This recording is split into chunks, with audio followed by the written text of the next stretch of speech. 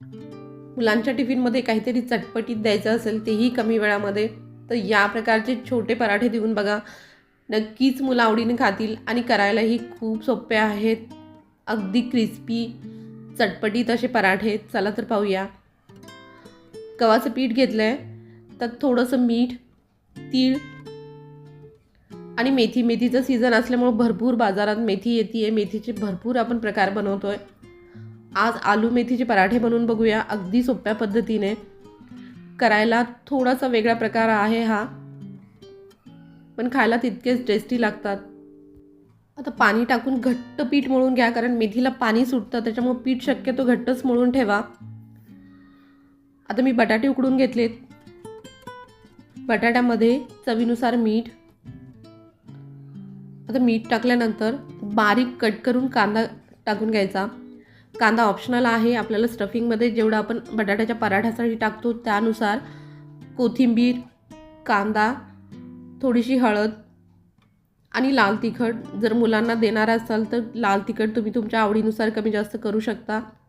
यात 1 चमचा धने पावडरही मी टाकलं आहे. आता याला हाताने स्मॅश करून घ्या, जसं आपण पराठ्यामध्ये भरतो त्याप्रमाणे.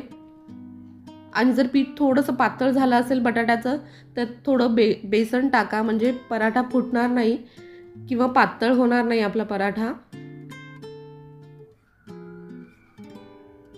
आता आपण पोळी लाटून घेऊया कणकेची. आणि हा बटाटा आपण जे सारण तयार केलं आहे त्याचं वरतून लावून घ्यायचं आहे. नेहमी जसं आपण आलू मेथीचा पराठा बनवतो तसाच, पण हा प्रकार वेगळा आहे. मुलांना नक्कीच आवडेल, कारण टिफिनमध्ये देण्यासाठी आपण नेहमीच काही ना काही वेगळ्या प्रकारचे पदार्थ बनवतो, जसं मुलांनी टिफिन संपून यावं त्यासाठी. आता हा पराठा गोल लाटून घ्यायचा आहे आणि ह्याचे 4 तुकडे करून घ्या.